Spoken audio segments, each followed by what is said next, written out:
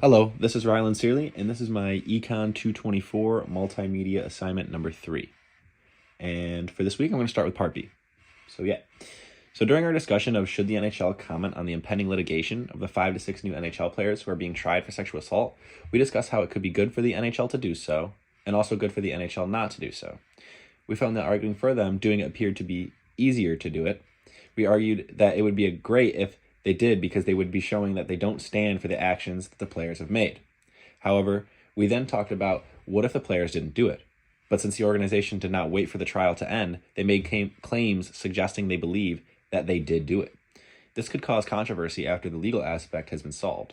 Something I wanted to discuss with the class but didn't get to do so would be how the NHL not saying something would allow for the media and the public to draw their own opinions about how the NHL feels, essentially putting words into their mouth. Also, I cannot imagine they would come up to any positive conclusions for the NHL, especially because they prevented the usage of pride tape and jerseys this past season. Although it's unrelated, it could encourage people to assume the worst instead of something towards the best. This is one of those situations in sports and just life where we see things that can cause such gray areas, and then although the actions made by the players are bad, the effects on the things like the NHL are unclear about if they should or shouldn't do something in regards to the press or something related. What do you think they should have done? And for part A, which is going to kind of relate to part B, I wanted to talk about topic 23 of our professional literature for sports and economics. And I chose the article titled Top Professional Athletes Gone Bad by Arcady Book. In this article, he discusses the cases of Ray Lewis, O.J. Simpson, LaTroy Guion, Michael Vick, and many others. He introduces the area of study that has been developed from these cases, which is referred to as sports participation in deviance. During lecture, we briefly touched this topic, and Rizzo mentioned this through the NHL situation that I mentioned in part B. Basically how the actions that the NHL players made or may not have made, but it's pretty clear that they most likely did, is going to be related to this article.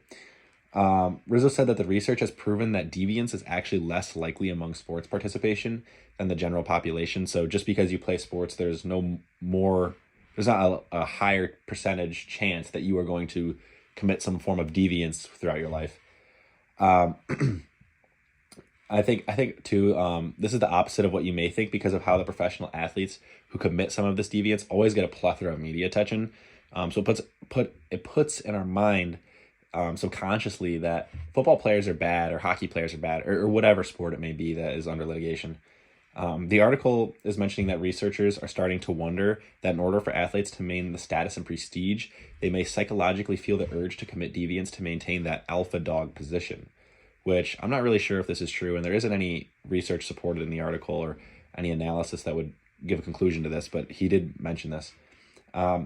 I thought too, whereas in our discussion, we concluded that sports participation seems to not be a cause or at least a primary factor in deviance. So I'm interested later in the semester. I'm assuming Rizzo is going to speak on it more, especially when we get closer to that topic 23 weeks from now. So yeah, that's what I had for this week. Thank you for listening and have fun grading.